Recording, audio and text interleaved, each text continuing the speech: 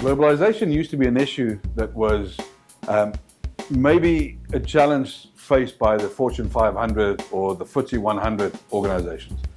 Today, globalization is a challenge that's faced at every level.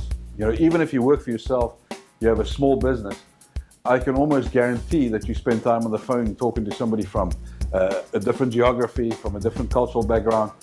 Maybe even in your town, doesn't matter where your town is, that you have people who've come from not just places in a different part of your country, but from outside of your country. You see, the airplane and the internet has really created an environment where we have participation in the economy now from all corners of the world. One of the biggest challenges that we see faced by organizations, by people doing business, is dealing with this cross-cultural communication, how to negotiate amongst what could be seen as a whole bunch of different cultural nuances, maybe habits, traditions, etc. And so you can imagine, if you're married, if you have a close relationship with another party, that you guys have had the conversation where you've said, listen, that's not what I meant. I misunderstood you. If it's so easy for us to misunderstand each other when we speak in our native language to somebody who we know intimately, how much easier is it for us to misunderstand somebody if we use English as a second language and they're also using English as a second language, right? The opportunity for us to misconstrue, misunderstand what's being communicated is profound. So it's very important that we understand, when it comes to negotiation, when it comes to communication, that the quality of your communication is always measured by the feedback that you get, right? So surprisingly, I had somebody say to me at one of the training interventions I did, somebody who's very experienced, they said to me, one of the biggest challenges I have is that people just don't understand what I explain. I just don't get it, or it's really frustrating when people don't have the intellectual ability to grasp what I'm explaining.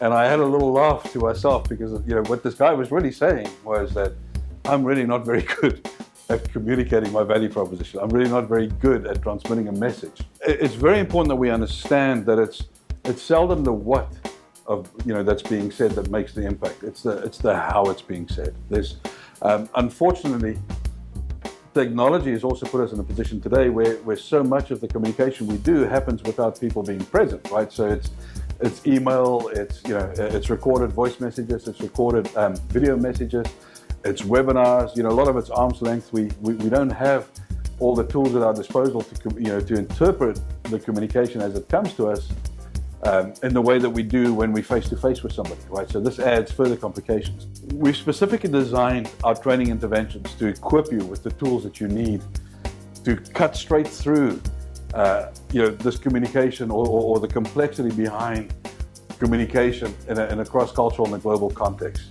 to equip you specifically with practical tools that you can use to both aid your understanding of what people are trying to tell you, but also to be very crisp about sending the message that you wish for them to receive, rather than just to play in your intent, but to, as a matter of fact, manage their perception. So let's get started. Click the link below and get equipped with the tools, the strategies, and techniques that you need to remove the fog of miscommunication, to remove the opportunity for conflict that abounds everywhere when communications are not clear, and to significantly shorten the length of time that it's going to take you to close an agreement.